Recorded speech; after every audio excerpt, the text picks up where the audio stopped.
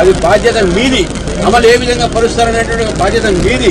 మీరు ఆలోచించుకోవాలని చెప్పేసి కూడా లోకల్ బాడీ ఎలక్షన్స్ కు మీరు బాధ్యతలు తీసుకున్న తర్వాత మొదటిసారి లోకల్ బాడీ ఎలక్షన్స్ ఎలా ప్రిపేర్ అవుతాం? మేమందరూ అవుతాం. రాజకీయ పార్టీకు ఎలక్షన్స్ పార్టిసిపేట్ చేయాల్సి ఉండగా బాధ్యత మీరు తప్పకుండా బాధ్యత ఈ యొక్క తీసుకుంటాము.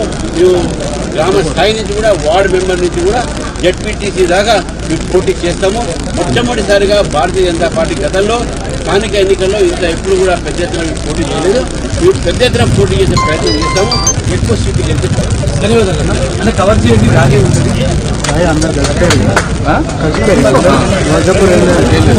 అంటే కవర్ చేయండి రాగే ఉంటుంది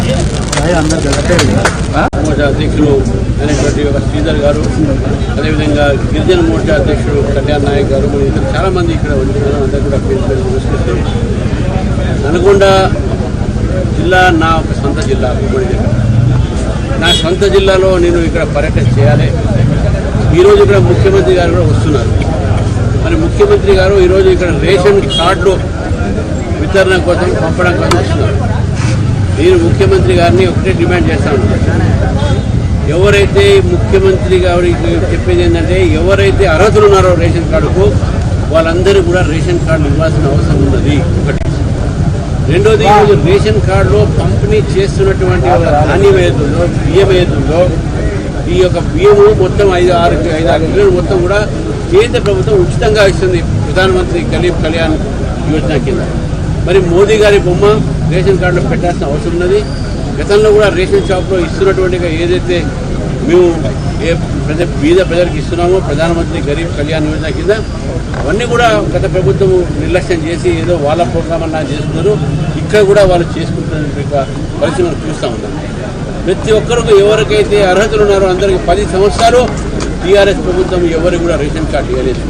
ఇప్పుడు ఈ ప్రభుత్వం కేవలం వాళ్ళ కార్యకర్తలకే రేషన్ కార్డు ఇచ్చే ప్రయత్నం చేస్తుందని చెప్పి కూడా సమాచారం అందుతుంది. ఇప్పటికే దానికి దళాలు కూడా మొదలుపెట్టారు. వాళ్ళు ముందు వాళ్ళ కార్యక్రమాన్ని మొదలుపెట్టినట్టుగా సంఘటన కూడా మా దృష్టికి రావడం జరుగుతుంది.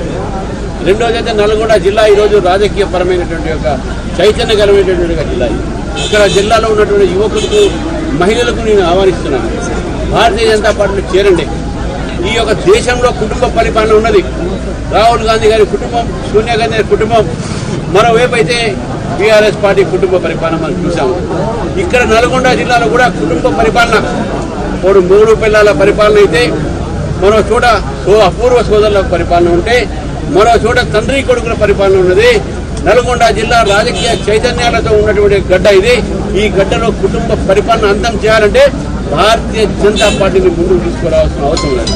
అనేకమైనటువంటి పెండింగ్ ఇక్కడ మనకు ఉన్నటువంటి ఒక సమస్యలు ఉన్నాయి. అది దిండి ప్రాజెక్టు సంబంధించినటువంటి నీరు కావచ్చు, ఎస్ఎల్బీసీ సంబంధించినటువంటి పనులు కావచ్చు. ఎందుకు ఆగిపోయినాయి, ఇంతవరకు దాన్ని ఎందుకు పట్టించుకోవట్లేదు విషయాన్ని కూడా ఈ ప్రభుత్వాన్ని అడుగుతా ఉన్నాను. కేవలం ఈ ప్రభుత్వము ప్రజల్ని తప్పుదారి పెట్టడానికి ప్రభుత్వం బీజేపీ ప్రభుత్వం మీద తప్పుడు ఒక ప్రచారం చేస్తూ ఉంది.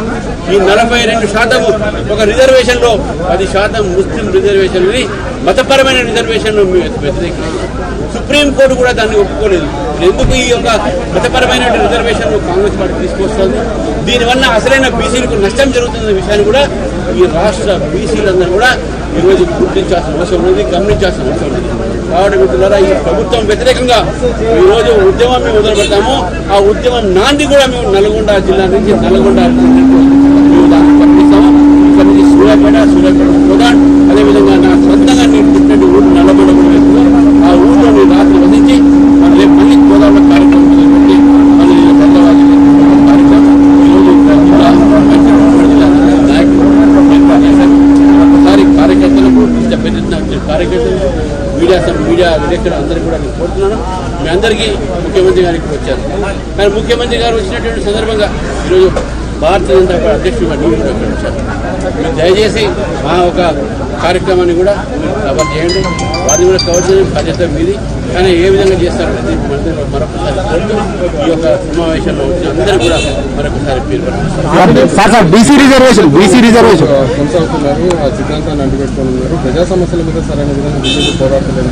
రాష్ట్ర అధ్యక్షుడు గారు ముందు ఎట్లాంటి భవిష్యత్ కార్యక్రమం? మేము భారతీయ జనతా పార్టీ ఏ స్ఫూర్తి అయితే విద్యార్థి పరిషత్ నాకు కానీ వేలాది మంది, లక్షలాది మంది కార్యకర్తలకు ఇచ్చిందో ఆ ఉద్యమ స్ఫూర్తి, ఏ విద్యార్థుల ఉద్యమ స్ఫూర్తి మాకుందో ఆ స్ఫూర్తితోనే మేము ప్రజా సమస్యల మీద పోరాడతాము, ప్రజల కోసం పోరాడతాము, ప్రజలతోనే ఉంటాము, ప్రజల యొక్క సహితం వారి యొక్క సమస్యల మీద